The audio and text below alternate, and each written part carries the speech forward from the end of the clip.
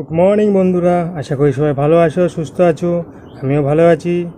আজকে আবার চলে আসলাম। এর আগে ভিডিও বলেছিলাম এইচসিভিটা কি, এইচসিভি ভাইরাস আক্রান্ত হলে কীভাবে এর থেকে মুক্তি পাবে বা এর থেকে বেরোনোর উপায় কী এই ভাইরাস থেকে। কারণ ডায়ালিসিস করতে করতে অনেকেরই এইচসিভি পজিটিভ হয়ে যায়। এইচসিভি বা হেপাটাইটিস বি বা হেপাটাইটিস সি। আমিও এইচসিভি পজিটিভ হয়ে গিয়েছিলাম। তারপর মেডিসিন খেয়ে তারপর আমি এখন নেগেটিভ আছি। এখন নেগেটিভে ডায়ালিসিস করছি। কারণ জানো তোমরা, ডায়ালিসিস পজিটিভে হয়, নেগেটিভে হয়। যারা ভাইরাসে আক্রান্ত হয় তাদের পজিটিভে দেয় ডায়ালিসিস, আর যারা নেগেটিভ তাদের নেগেটিভ তাদের জন্য। তা আমিও 3-6 মাস পজিটিভে ডায়ালিসিস করেছি, তারপর আবার নেগেটিভ, এখন নেগেটিভে করছি। এসি পজিটিভ হয়েছিল আমার, কারণ আমার হয়েছিল মেশিন। আমি হসপিটালে ফ্রি ডায়ালিসিস করি, তো ওখানে মেশিন থেকেই হয়েছিল মনে হয়।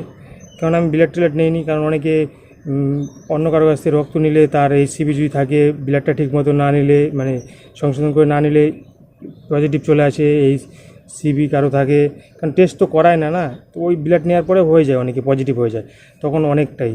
আর এইচসিভি পজিটিভ হলে মানে লিভারে ক্ষতি করে, ধীরে ধীরে তোমার লিভারটা খারাপ করে দেবে।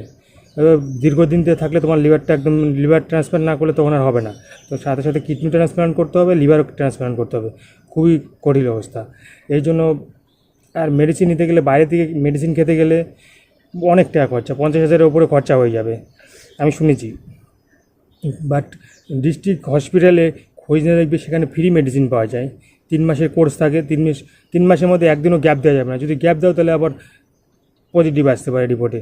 তার জন্য গ্যাপ দেওয়া যাবে না, রেগুলার খেতে হবে, কন্টিনিউ। যে টাইমে খাও, রাতে কিংবা দুপুরে, খাওয়ার পরে যখনই খাও, দুটা ওষুধ দেবে, কোটা দেবে, মানে 30টা থাকে, দুটো একসাথে করে খেতে হয়। খাওয়ার পরে, রাতে খাওয়ার পরে খেলে ভালো হয়। 3 মাসের কোর্স থাকে, পুরোপুরি খাবে। 3 মাসের মেডিসিন খাওয়ার পর তার 3 মাস পরে রিপোর্ট করবে, তখন আরএনএ টেস্ট করাবে। আরএনএ নেগেটিভ আসলে তখন নেগেটিভ মনে করো, আর তখন আরএনএ নেগেটিভ আসবে।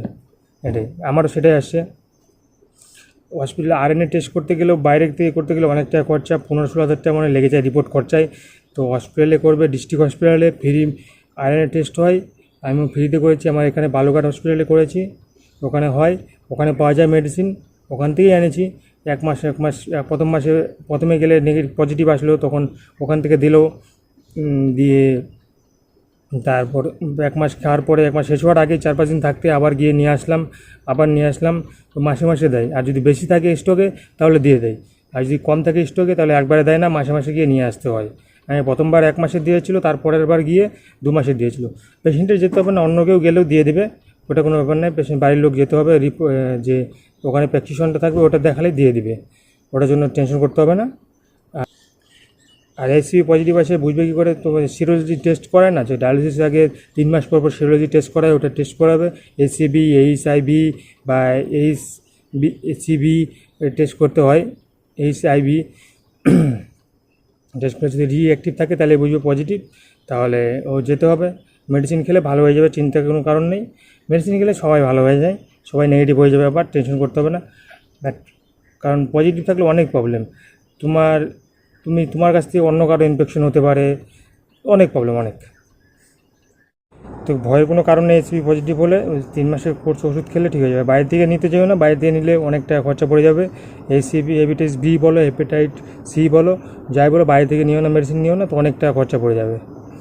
তো বাইরে তো হসপিটালতে পাবে, হসপিটালে ফ্রি মেডিসিন পাবে, কোনো টেনশনের কারণ নেই, 1 টাকাও লাগবে না, আর চিন্তার কোনো কারণ নেই। এটা হলো এইচসিভি, এটা একটা ভাইরাস। চাই এটা এমনি লোক হতে পারে, বাট দেখে টেস্ট মাঝে মধ্যে চেক আপ করাবে, ভালো। যাই, সবাই সুস্থ থাকো, ভালো থাকো।